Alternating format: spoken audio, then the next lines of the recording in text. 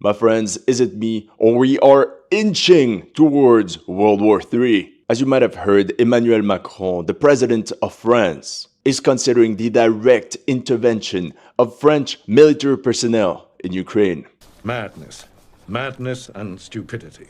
Modern diplomacy wrote, Macron, an advance of the front towards Odessa or Kiev could trigger an intervention by France. The problem with the French is that they can be quite impulsive in regards to warfare. Because they always agree to attack. On French TV, they are already discussing about the ludicrous idea of sending entire regiments up to the Dnieper to scare the Russian army. What you have to know is that since May 2022, as part of NATO's mission Aigle or Eagle, France is leading a task force of 1,000 soldiers deployed in Romania. What is their true purpose and what can they do from there? Rumors claim that off-camera, Macron also said, "Anyway, in the coming year, I will have to send some dudes to Odessa." The Ukrainians are already heavily fortifying the region, but with diminishing supplies of ammunition and a shortage of manpower, it might not be enough if Russia decides to launch a full-on offensive across the Dnieper. That's why we could witness Operation OCD, Operation Croissant on the Dnieper, to secure Odessa and maybe Kherson. The objective would be to prevent Ukraine from becoming a landlocked nation. Let's go, in and out, 20 minutes adventure. The French could also launch Operation BBC, the Belarus border coordination, to relieve Ukrainian units guarding the sector. There is also a third option involving Moldova, but I'll keep the surprise for later in the video. On the 20th of January, French national TV reported that the 12th Regiment of Cuirassiers is currently carrying large-scale exercises near the Ukrainian border with its 13 Leclerc tanks. And Lieutenant Clémence essentially said their 10 million euro tanks currently have no real countermeasures against drones. Отличный, excellent, I will soon have the entire NATO collection pick. Leopard 2, Challenger 2, Abrams, only Leclerc is missing. Realistically, is France even ready for war? That's what newspaper Le Monde was wondering. Meanwhile, Colonel Goya says France is like a crocodile. Big mouth, small arms. What are their true projection of force capabilities? They can't just wing it like they do in Africa, against rebels fighting with AKs and sandals aboard Toyota pickup trucks. To be honest, France didn't even start fighting that they're already facing ammunition shortages. On the 20th of January, Le Figaro wrote, "In France, we have the capacity to produce 20,000 155mm shells per year. For your information, that's just enough to help Ukraine for 3 to 4 days of battle." And check out what that same Colonel Goya said recently in an interview. Si on n'a pas les moyens d'envoyer des obus aux Russes, ça veut dire qu'on les a pas non plus pour nous, pour mener éventuellement des opérations de grande ampleur. Meanwhile, some French analysts think that this warmonger rhetoric to be just a political stratagem, right on time for the next European elections set for the summer. What's funny is that some of the most vocal supporters of the war in France don't actually want to fight the war themselves. They claim to be more lethal behind their laptops than with a machine gun. Of course they are. Of course. The worst in all that is that the French army already launched a similar expedition on Odessa. In December 1918, French troops disembarked in Odessa to save the White armies from collapse from the advancing Bolsheviks. The operation ended in a complete failure. More on that at the end of the video. Welcome to History Legends. Here are the latest news of the Russo-Ukrainian war. If you're new to this channel, make sure to like and subscribe. As you know, some of my Ukraine videos have been targeted with limited or no ads. So make sure to check out my Patreon or PayPal to keep the show running. Thank you everyone that has already helped, and welcome to the headquarters. The dilemma is that the French president declared that the war in Ukraine is existential for France. Une guerre qui est existentielle pour notre Europe et pour la France. This means that Ukraine's struggle to survive as a nation is also by default France's struggle to survive as a nation against Russia. Right. Now the question of the French government is how they can best support Ukraine. Number one, indirect approach. More weapons, more ammunition, more advisors, and especially more money. Number two, direct military intervention, aka boots on the ground. France also feels bad for having abandoned Poland in 1939. So to make history right and not to repeat the same mistakes, after 2 years of indirect military support, with the Ukrainian army struggling on the battlefield, Macron decided that sending troops to Ukraine could be envisioned in the near future. And he publicly announced it without even warning his NATO partners. In panic mode, many NATO leaders publicly denounced the idea of sending European or alliance troops to Ukraine. However, since then, as you can see on the map, some countries are now favorable to Macron's strategic vision and of a direct military intervention. Before covering Operation Croissant on the Dnieper, let's talk about France's current support to Ukraine. France has already supplied the Ukrainian armed forces with a lot of military equipment. This war effort includes 1,084 anti-tank rockets, 3 Milan anti-tank missile systems, 6 TRF 155mm towed guns, 30 Caesar 155mm self-propelled howitzers, 4 M270 LRU rocket launcher vehicles, 2 Crotale NG air defense missile systems, 6 Mistral manpads, 1 SAMPT air defense missile system, 38 AMX-10RC light tanks, and 250 VAB 4x4 armored personnel carriers. As you can see, this is quite significant. On a déjà donné 40% de notre artillerie. Qu'est-ce qu'on va donner en 2024, à part vider ce qu'il y a dans nos casernes, dans nos régiments, pour les donner aux Ukrainiens, ce qui veut dire que s'il y avait un engagement de force, sous une forme ou sous une autre, avec quoi partiraient nos soldats? Bien sûr. Voilà, c'est tout. Did you see that? 40% of all the French army's artillery. Now as for ammunition between 2022 and 2023, France delivered 30,000 artillery shells to Ukraine. In January, a report for the French Senate revealed the country only produced 3,155mm artillery shells per month, of which roughly half is sent to support Ukraine's war effort. We are winning! With that being said, at the beginning of the war in Ukraine, the French production was only 1,000 shells per month. But in the grand scheme of things, Russia is producing about 250,000 artillery munitions per month. This means the Russian industry overtakes the French monthly artillery production in roughly 30 minutes. French TV also admitted that there are French military advisors working with the Ukrainian army staff to plan operations, plus the additional presence of French special forces on the ground. But as you can expect, very little is known about that. We also know that NATO and France are somewhat involved in the military operations in the Black Sea, officially only for intelligence gathering. For example, on the 21st of February 2024, a French E-3F long-range radar detection aircraft operated in the Black Sea, and same thing happened on the 12th of March. Following the leaked conversation of German generals, we learned that British and French personnel are operating cruise missiles donated to Ukraine. Whoa, big surprise! Who would have thought about that? On top of that, there are roughly 300 French military instructors in Poland. It was reported that they can supervise and train roughly 600 Ukrainian recruits per month. To be honest, sometimes I even wonder what they're teaching them. In this documentary by the French national TV, we see this unit clearly struggling to deploy, storm, and clear a very basic trench network with no enemies inside or return fire. Their instructor admitted that the soldiers are too grouped up. They don't know how to maneuver and how they would all be KIA or injured in a real battle. A direct military intervention looks very promising. Now the Russians also push stories of hundreds of French foreign volunteers fighting in Ukraine. Like in January, when Russia launched a missile strike against a hotel in Kharkiv, claiming that 60 French foreign volunteers had been KIA. Obviously, we don't know about the exact number, but it's very possible that there were indeed foreign volunteers in that building. Or when Russian Telegram talks about the maintenance teams for the damaged Caesar self-propelled artillery to be French technicians. As of now, we can confirm 14 French volunteers KIA in Ukraine. But obviously, if special forces are involved, this could be higher. On the 2nd of February 2024, the BBC wrote, 2 French volunteers KIA in a Russian drone strike, Macron confirms. We don't know who they were or what they were doing there. What's interesting is that shortly after the Kyiv Independent reported, foreign volunteers, NGO workers, and embassy staff are banned from entering parts of Kherson Oblast without permission from the authorities. So all this is the current French involvement in Ukraine. But what if the French army actually decided to intervene?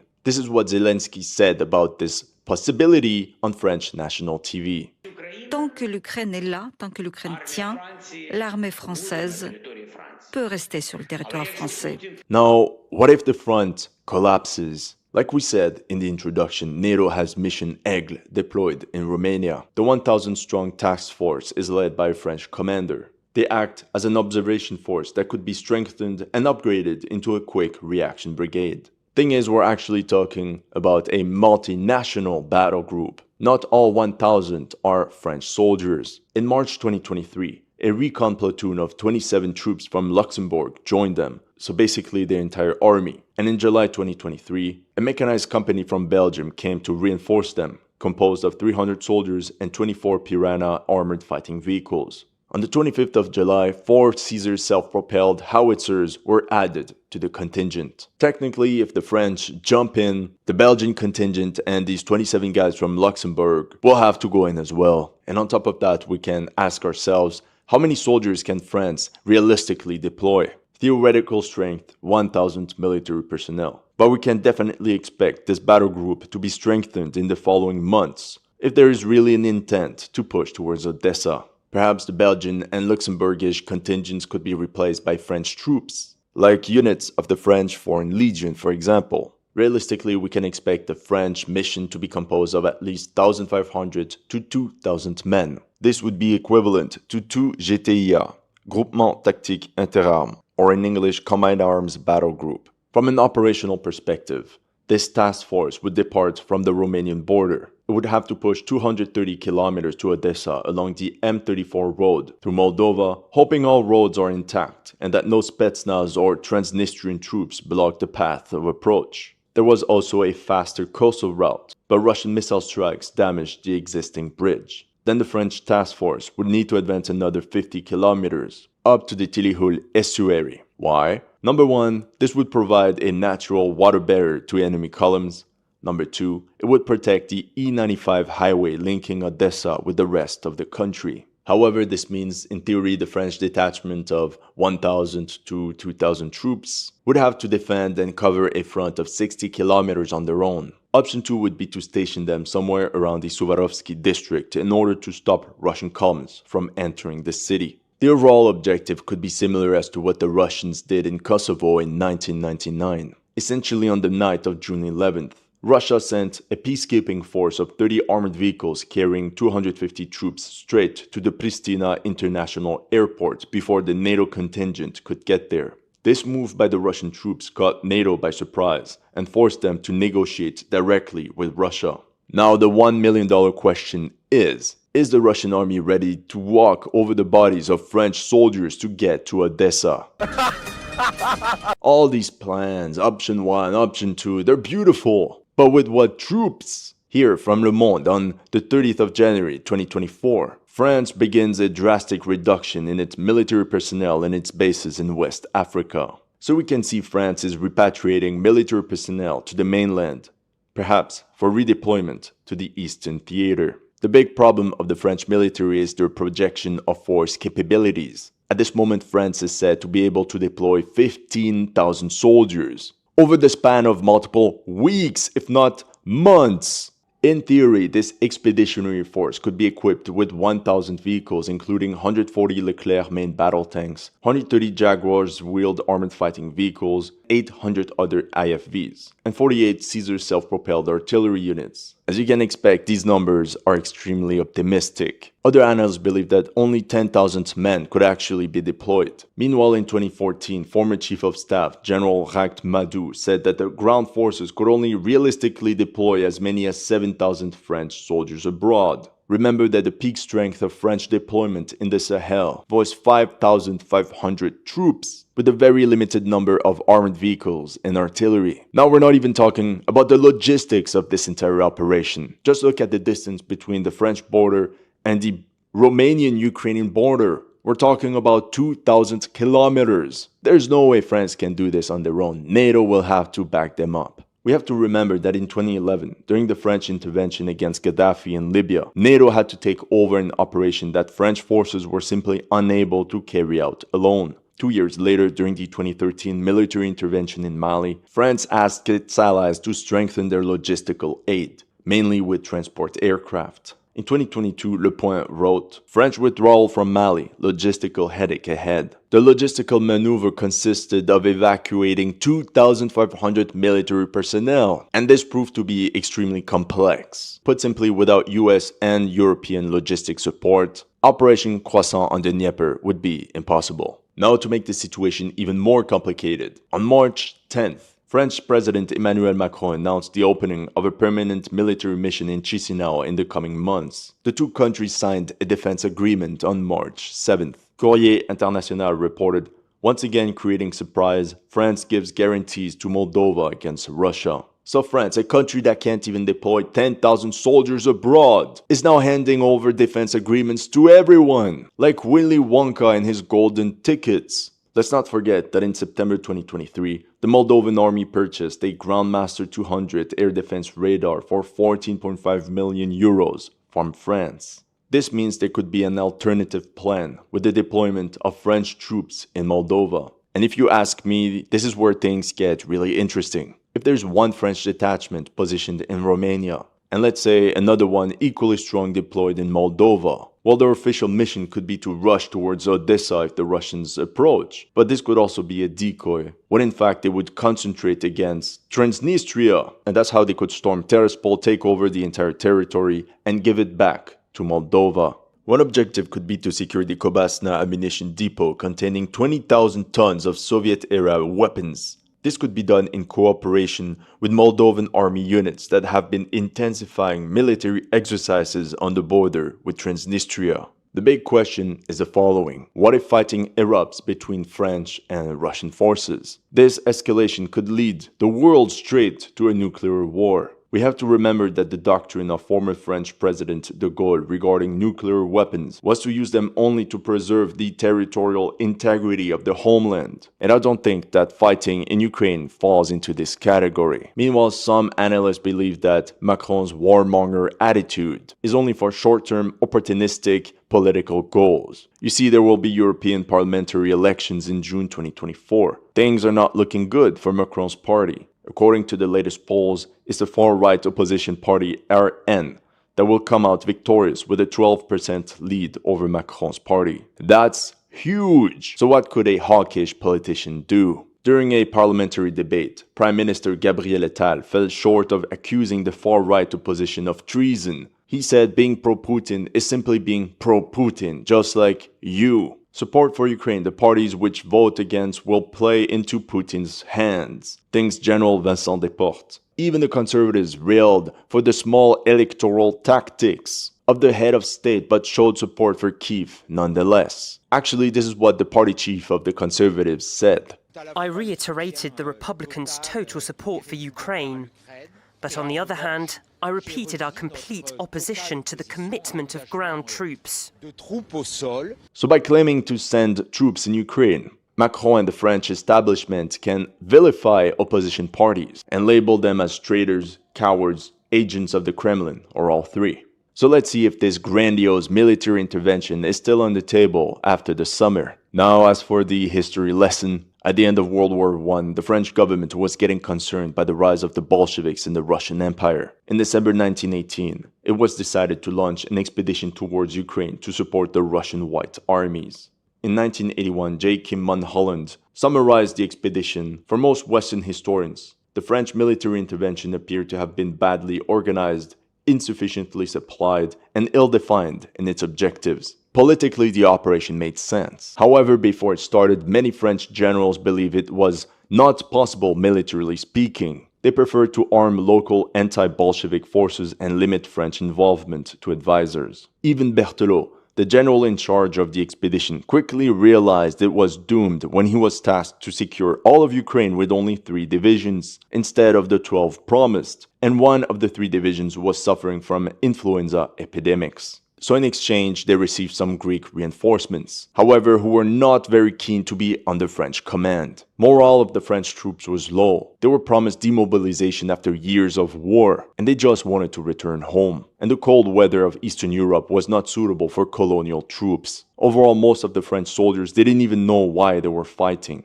On top of that, there were several pro-Bolshevik mutinies. The expedition in Ukraine came under false assumptions. In reality, the White Army of the Volunteers was far from united and showed little will to fight. The local population resented Allied intervention, as they preferred the Bolsheviks to the White Army. Unable to stop the advancing Bolshevik troops, the French contingent abandoned Odessa in March 1919. The French military intervention in Ukraine was a sobering lesson in the perils of intervening in another nation's civil war. That's all I have for you today. Let me know in the comment section what you thought of my analysis. If you're new to this channel, make sure to like and subscribe. And if you want to support my work, make sure to check out my Patreon or PayPal. The link are in the description below.